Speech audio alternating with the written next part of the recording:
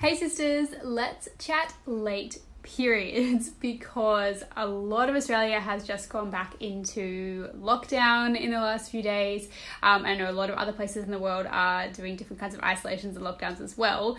And whilst they're super necessary, one of the side effects of lockdown means that a lot of us are going to have a massive increase in stress hormones. And stress hormones directly impact your reproductive hormones, which directly impacts your cycle, your skin, and a whole lot of other hormonal issues. So I thought this was really important to talk about today. So I put up a post this morning about reasons why your period might be late. And this is very likely going to happen for you this cycle if you're finding lockdown particularly stressful.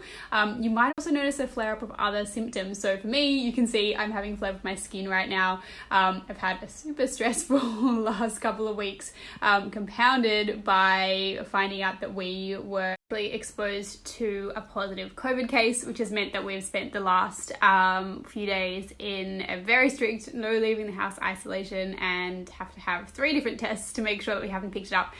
Luckily, I've had 2 negatives so far and I've got 1 more test to do on Saturday, but it's looking like we are in the clear. And poor baby Sage had to go to the hospital and be tested for COVID as well. So it's been a pretty hectic few days. So you can see how my body and my stress hormones are playing a role in what's going on for me. But I just wanted to talk a little bit about late periods and how that might show up for you this month or any month where you're feeling particularly stressed. Go and have a read of the post I put up this morning, and I'll also link a blog post that I wrote on this which gives you way more information about the link between stress and late periods. But basically, your body only wants to ovulate when it feels safe. So it's really clever like that, as frustrating as it can be. It will wait until a time that it feels that it can safely release an egg, which potentially could be fertilized and result in a pregnancy, whether or not that's what you're intending at that time.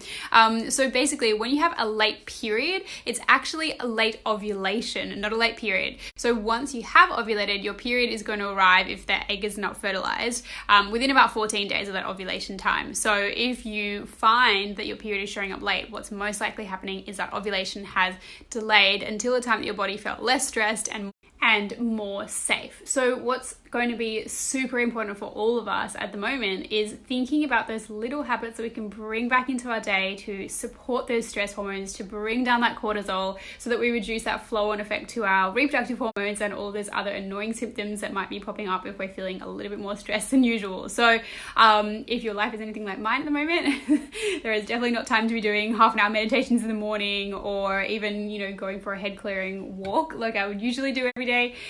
So it's just about getting a bit creative and thinking about what are these small little things I can bring into my day. Like maybe it's just 5 deep breaths before each meal, or making a conscious effort not to be scrolling through your phone as much as you might be usually. It's so important to remember that taking care of your hormones, looking after your cycle, all of these things, they are a lifelong practice. They're not something that you're just going to be doing for a few days before your period or when these symptoms pop up. It's about making time for those daily habits, even if it's just 5 minutes a day, to be putting in time to be reducing that cortisol or adding in those extra leafy greens or whatever else you're doing to support your hormones. It's something that you've got to work on every single day. And so I would love to hear what you guys are doing to support yourself, particularly if you're stuck inside like I am. So I'm going to leave you a box here.